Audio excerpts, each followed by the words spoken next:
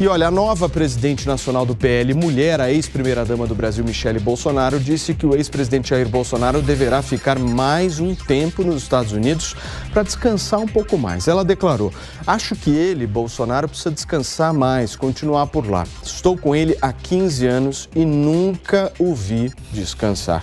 Foi o que disse a ex-primeira-dama em uma entrevista ao jornal Correio Brasiliense. O ex-presidente disse em entrevista ao jornal americano Wall Street Journal que irá retornar ao Brasil no mês de março para liderar a oposição contra o governo de Luiz Inácio Lula da Silva. Michele chegou ao Brasil em 26 de janeiro, depois de ir aos Estados Unidos com Jair Bolsonaro no final do ano passado. Deixa eu cumprimentar o meu trio aqui, o nosso time: Fábio Piperno, Jorge Serrão, nosso Nelsinho Kobayashi. Senhores, vamos nessa para esta sexta-feira que promete ser quente. E eu quero entender um pouco sobre descanso, meu querido Nelson Kobayashi. Você acha que Bolsonaro ainda está muito cansado? Bom, ele vem de uma presidência da República que não é uma missão nada fácil, né? Primeiro, boa tarde, Paulo, Serrão, Piperno e toda a nossa audiência.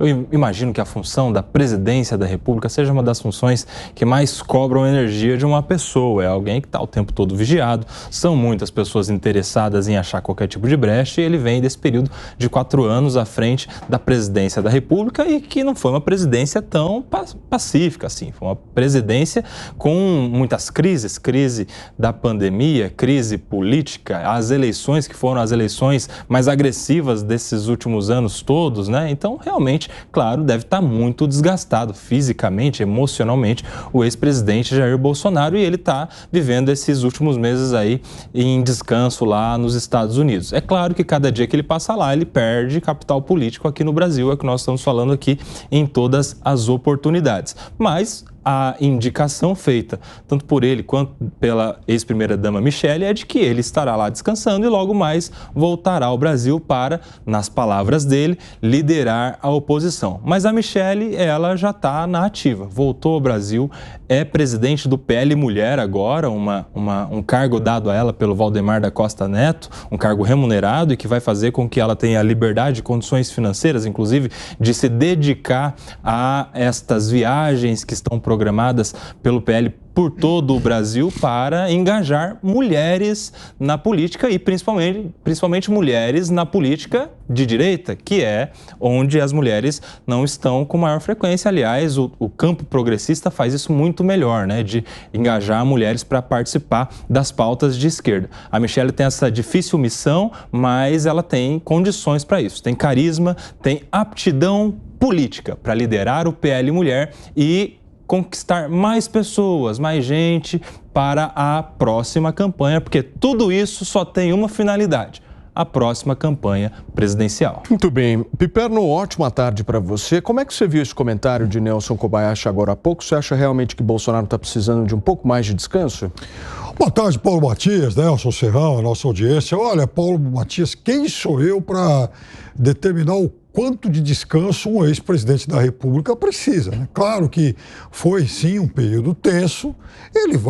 Veja, hoje ele não tem cargo, ele não tem que dar nenhuma satisfação ao eleitor brasileiro, né? Ao público brasileiro, porque ele não é mais presidente da República. Então, se ele quiser descansar, se aposentar, arrumar um bico, dar consultoria, fazer palestra, jogar bola, ele pode fazer qualquer coisa. Eu acho que, por exemplo, a ex-primeira-dama exagera um pouquinho quando diz que ele ficou 4 anos aí, ininterruptos, trabalhando muito. Eu me lembro, por exemplo, daquelas temporadas passeando aí de jet ski e tal. Não me consta que isso tenha sido algo tão desgastante assim, mas também é óbvio que durante a presidência ele merecia lá um dia ou outro de folga, algum tempo de lazer, como qualquer outra pessoa, né? A gente vê, por exemplo, os presidentes americanos tirando alguns dias, indo lá para o Havaí, né? Até os velhos ditadores soviéticos, eles tinham as suas dachas aí, em regiões aí um pouco mais ensolaradas. Isso é comum, qualquer chefe de Estado, qualquer chefe de governo tem direito a isso. Agora,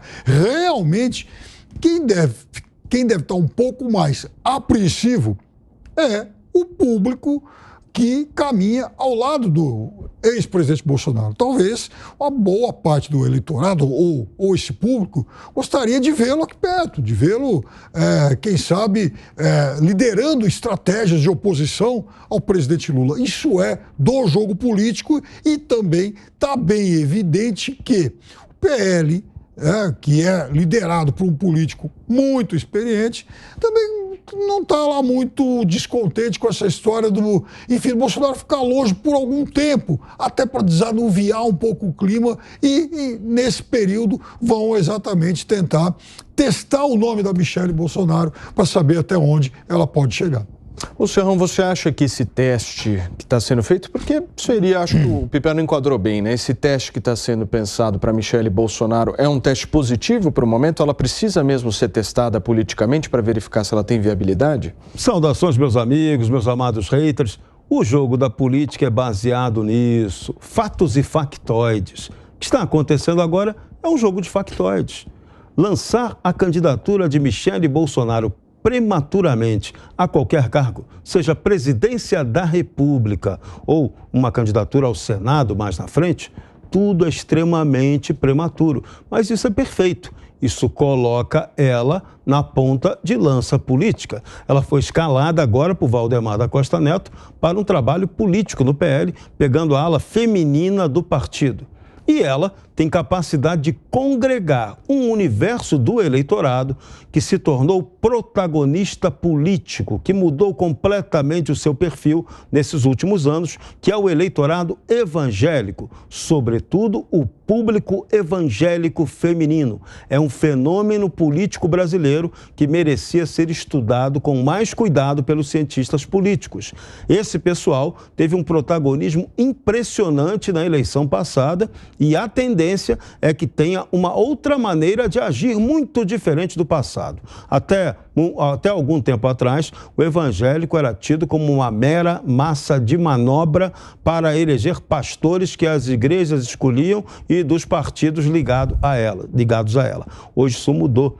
O evangélico assumiu uma dimensão de protagonismo político. Então, a Michelle se encaixa direitinho nesse perfil de mulher bonita, de ex-primeira-dama, de evangélica para liderar essa galera. Então, essa é uma jogada muito esperta do Valdemar da Costa Neto. Sobre Bolsonaro, descansar ou não descansar, tem gente que descansa quebrando pedra. Mas o caso específico de Bolsonaro agora é preciso dar uma trégua a ele mesmo. Só que o que acontece? Quem não deixa Bolsonaro descansar é exatamente o PT e o presidente Lula. Não param de falar de Bolsonaro em momento nenhum. Pô, Bolsonaro já foi o ex-presidente. Mas não, eles ficam ali todo dia. Bolsonaro isso, Bolsonaro aquilo, Bolsonaro... E o Bolsonaro já joga politicamente. Eu volto em março. Esse março pode virar abril. Eu volto para liderar a oposição. Eu volto para me defender. E, enquanto isso, Bolsonaro continua no noticiário sem estar fazendo absolutamente nada. Esse é o cenário. A melhor maneira para o político descansar é essa.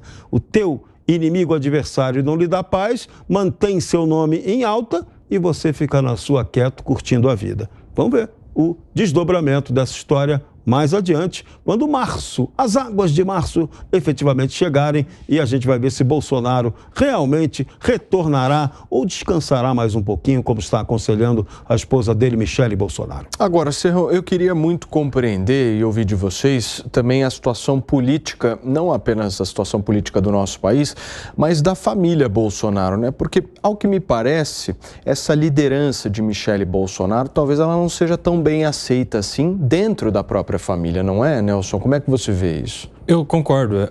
Há ali, claro, uma cisão na família entre os filhos do presidente e a esposa do presidente.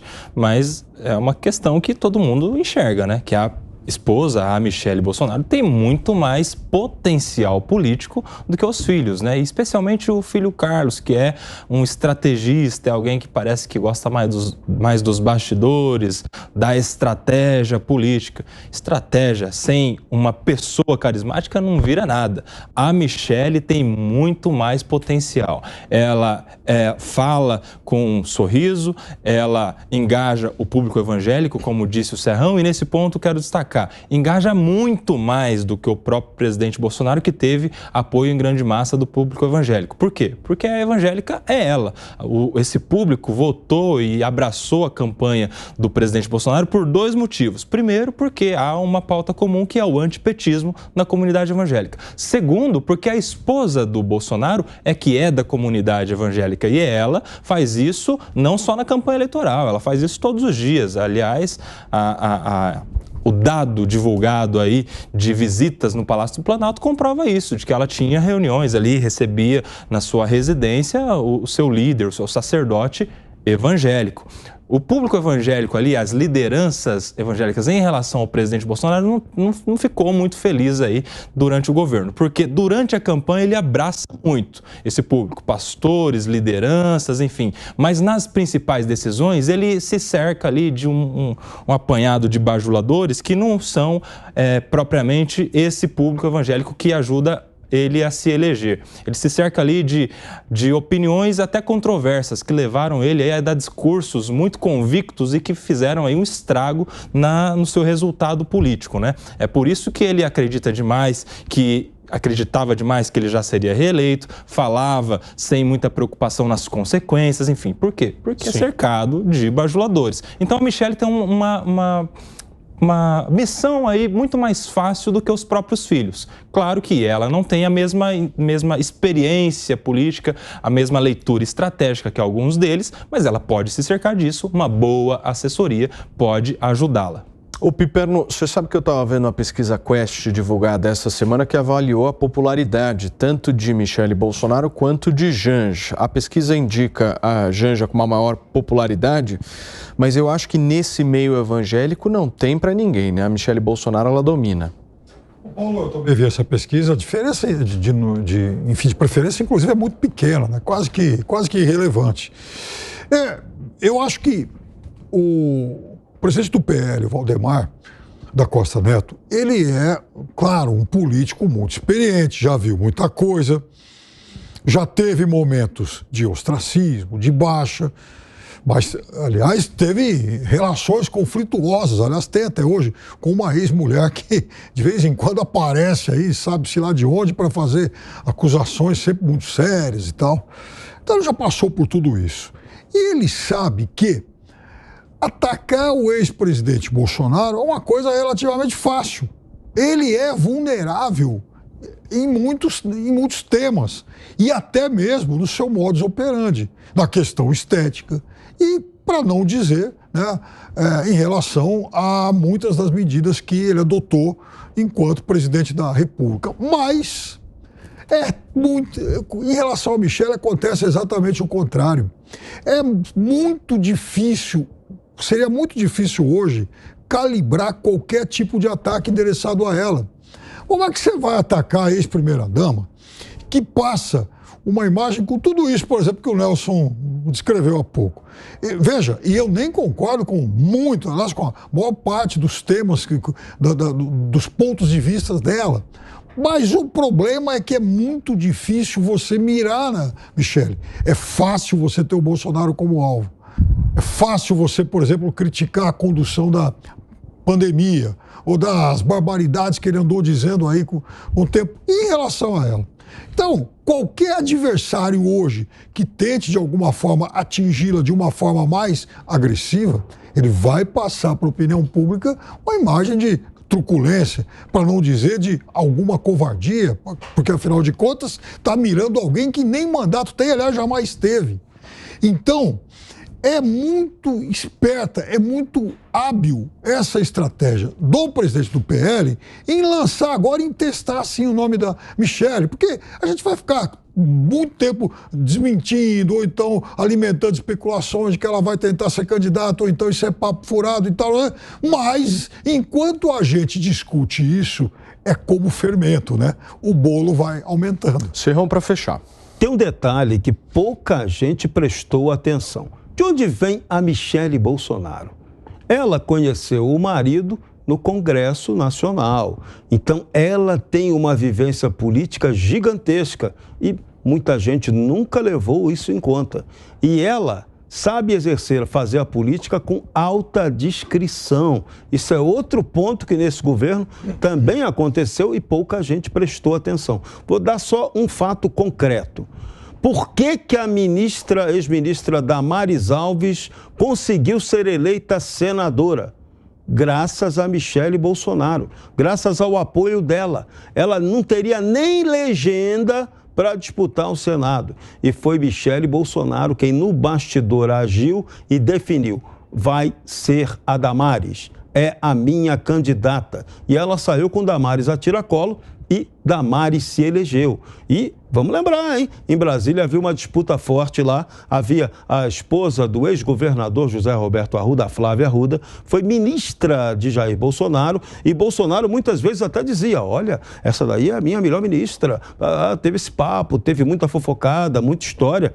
E a Damares atropelou a Flávia Arruda, atropelou geral. Só que o motor do carro chamava-se Michele Bolsonaro. Então, esse ponto é muito importante lembrar esse detalhe para mostrar que a primeira-dama pode ter uma força política muito maior do que é imaginado. Só que ela demonstra grande habilidade de atuação no bastidor.